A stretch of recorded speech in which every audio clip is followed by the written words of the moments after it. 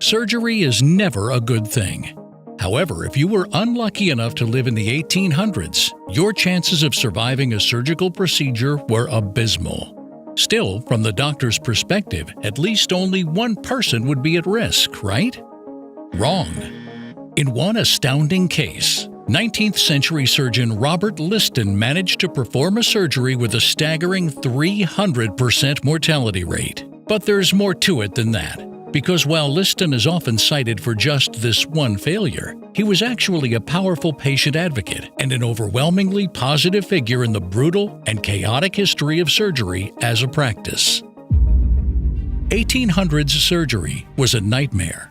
Surgery in the early 1800s was a last resort, but that doesn't mean it was uncommon. Even though medical knowledge was getting better by the year, doctors were still woefully unprepared to keep their patients alive after cutting them open. Here's why. First, anesthesia didn't become widely available until the late 1840s. This meant that patients would need to endure surgery while fully awake. Of course, the pain could drive patients to writhe uncontrollably, so assistants were tasked with restraining them. Though the use of ether and chloroform would help change this, surgeries up until that point were excruciating, traumatic ordeals that could easily end in death due to shock or blood loss. Then there's the matter of germs, specifically the fact that doctors didn't know about them. As we've pointed out in other videos, doctors weren't even washing their hands until the end of the century, so even good surgeons reused tools without cleaning them and wore blood-stained aprons, which made the chances of post-surgery infection super high. Finally, we have to consider what most surgeries were: amputations. If a person had an injury or infection on a limb, doctors felt the best chance of saving it was to just cut the thing off. This would remove the infected wound, sure, but it also led to rampant blood loss. To minimize this and keep patients from literally dying from shock, surgeons often raced against the clock, relying on sheer speed to complete the procedure. And did we mention that most surgeries were done publicly, with students, doctors, and random spectators crowding around the racing doctor? In short, 1800s surgery was a chaotic mix of blood, bacteria, and screams. And it was still your best chance of surviving an infected wound. Fortunately, one surgeon quickly established himself as the best of the bunch. Robert Liston, the medical marvel. Robert Liston was born in Ecclesmachan, Scotland, in 1794. His father was a clergyman and inventor, which gave Liston a disciplined upbringing and a knack for innovation. After studying at Edinburgh Medical School, he worked under several prominent doctors. By 1835, Liston had been appointed the first professor of clinical surgery at University College Hospital in London. To put it as simple as possible, Liston was the man. He not only had a reputation for speed and skill, but his commitment to his patients was unmatched. Records state that he would often walk around hospitals looking for cases that others considered hopeless. He saved more than a few lives by operating on people who had basically been abandoned to die. And though he had a reputation for being argumentative with other doctors, he was widely respected by those he treated, especially poorer people who could rarely afford quality medical care. Many historians now claim that it's possible the negative opinions of Liston stemmed from a combination of jealousy at his skill and wealthy doctors being grossed out by his affinity for the poor. The fastest knife in the West End. Where Liston truly shined was in the practice of amputations. Liston's remarkable speed earned him the nickname the fastest knife in the West End, and it's rumored that he could sometimes complete an amputation in under 30 seconds. This not only reduced the trauma to the patient, but would help reduce the risk of infection. As such, Liston's mortality rate was relatively low, around 15%, compared to an average of 25% among his peers. But it wasn't all about showing off. Liston's writings indicate that he believed in the importance of avoiding unnecessary surgery whenever possible. Again, his dedication to minimizing patient suffering set him apart in an era when patients were frequently viewed as disposable. Yet Liston's success was not without challenges. After clashing with other surgeons, he was forced to take his practice into the homes of his patients. But there was a benefit to this. In treating people where they lived, Liston spared them the horrors of early hospitals, which were so unsanitary that you were actually more likely to die inside than out. Still, that doesn't mean he was immune to mistakes.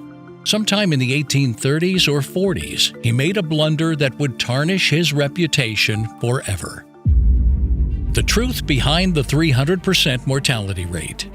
This particular incident took place at University College Hospital in London, where Liston's reputation for speed and precision had drawn a large crowd of spectators eager to watch his techniques in action. In the operating theater, Liston prepared to perform one of his famous leg amputations, with the audience packed tightly around him. To stabilize the leg, Liston asked for assistance from one of the medical students. After asking the attendees to start their watches, as he always did, he began cutting. As always, Liston's focus was on speed. However, as he began to cut, he accidentally removed 2 of the fingers of the assisting medical student. Suddenly, he had both men bleeding profusely and a half-cut leg that nobody was holding. Liston's only hope was to keep going. However, amid his quick movements, he ended up catching the coattails of a senior doctor standing nearby with his knife. Thinking he'd been wounded, the senior surgeon cried out in shock and collapsed to the floor. Though he was uninjured, the fear and adrenaline were too much for him, leading to a massive heart attack that killed him on the spot. But the tragedy didn't end there. Both the patient and the assistant would go on to develop gangrene, with each man dying in the following days. And that's how a single operation resulted in the deaths of 3 people. To this day, it remains the only known surgery in history to produce a 300% mortality rate.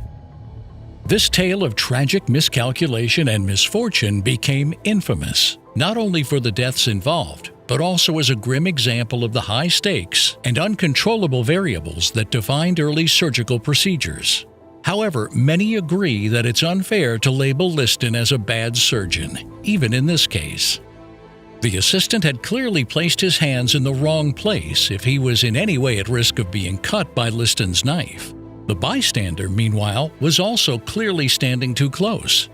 While it's often claimed Liston was flourishing his knife, it seems unfair, like blaming a race car driver for hitting people crossing the track. Nonetheless, the incident likely contributed to loads of different myths and stories surrounding Liston. And you can find many videos and articles calling him the worst surgeon in history, when, in fact, it's the opposite that's true.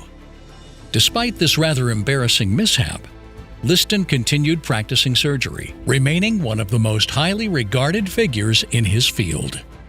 Liston would also invent several life-saving medical devices, such as bulldog forceps, which are used to hold arteries closed during surgery, and a leg splint that's still used today. Even more importantly, his research and dedication to his work left a significant impression on his students, including Joseph Lister, who would go on to pioneer antiseptic techniques that quite literally transformed medicine. Far from history's worst surgeon, Liston's life was filled with dedication to his craft and compassion for his patients.